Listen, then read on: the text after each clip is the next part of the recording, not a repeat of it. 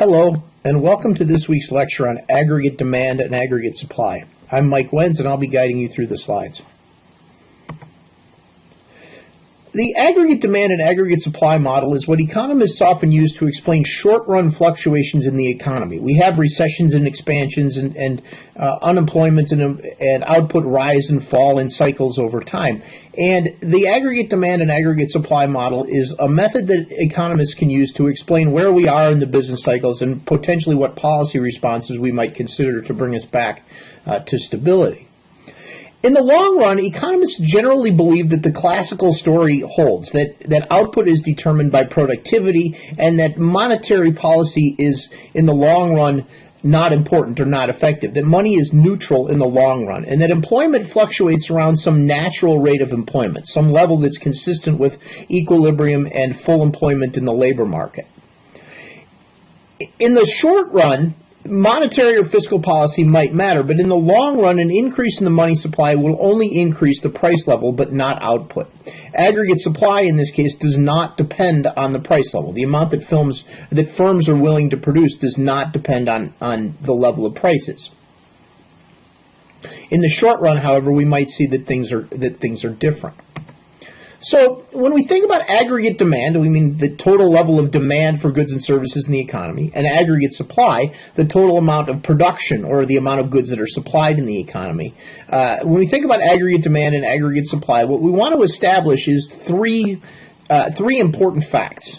The first one is that long-run aggregate supply is vertical. That is, that the productivity of the economy does not depend on the price level. That the quantity of output that the economy can produce over the long run does not depend on the price level. The second thing we want to establish is that aggregate demand is downward sloping. That is, that the amount of goods and services that people wish to purchase depends on prices. That at lower prices, people will wish to consume more, and at higher prices, people will wish to consume less. And this goes for government purchases and exports and investment as well. The third fact that we want to establish is that in the short run, aggregate supply curves might be upward sloping. That is, at higher prices, firms might want to produce more in the short run. So what's a business cycle? The first thing is to observe that economic activity fluctuates from year to year, and we define a recession as a period of declining real incomes or rising unemployment. Formally, recessions are typically defined as two consecutive quarters of falling GDP or falling output. A depression is a severe recession. I think that the recession that we've had over the 2009 to 2011 period was close to a depression, but certainly not on the level of the depression that occurred in the 1930s in the United States and, in fact, around the world. We want to explain three facts about economic recessions, and the aggregate demands and aggregate supply model is used to do that.